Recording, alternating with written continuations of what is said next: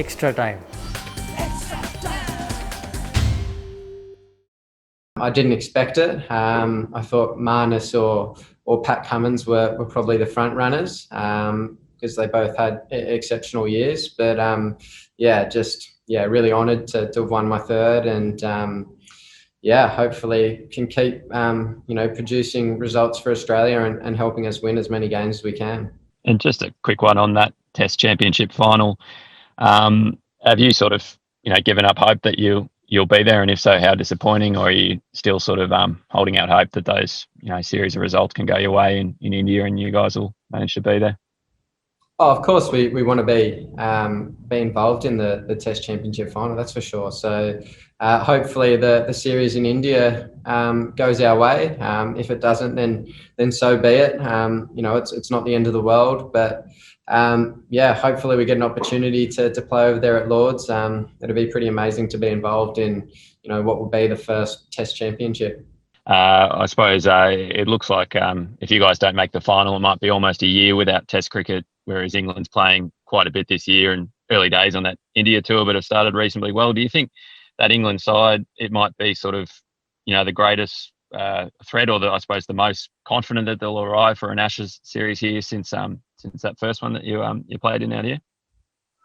I don't know. It's a tough one to say. I think England have produced some amazing players over the period that I've been playing. It's hard to say. They're obviously. I watched a bit of the game last night. I thought they started exceptionally well, and to see someone like Joe Root score 100 in his 100th Test match, I think that's an incredible effort. So hats off to him. But look, he's doing a really good job as their captain as well at the moment. So I think, next summer is going to be a huge challenge for us, but hopefully we can be at our best. And I can't wait to play another Ashes series. They're the pinnacle and the ones you want to play in and the ones you want to perform in. And I'm already looking forward to that.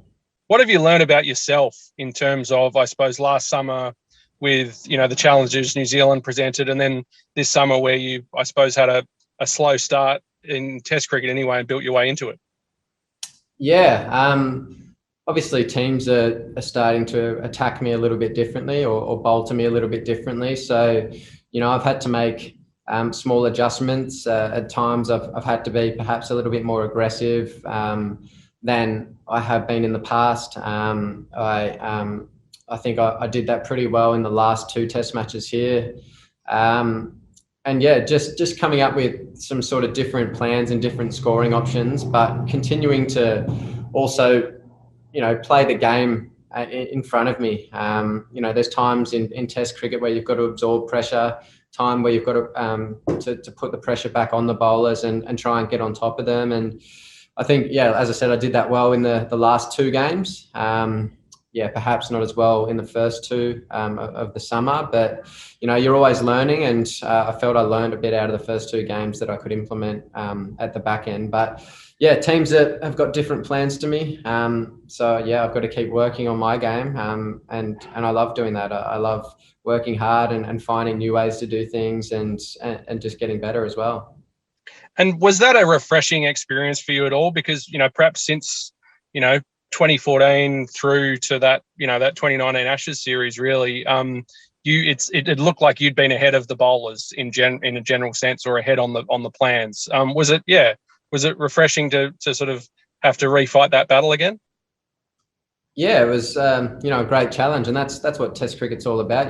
That people come with different plans to you, and you've got to try and counteract them and get on top of them. So it's been a great learning curve. That's what the game's all about. So I've loved the last 2 years of developing and learning, and like I said, absorbing pressure, putting pressure on when I need to, and just continuing to grow as a player.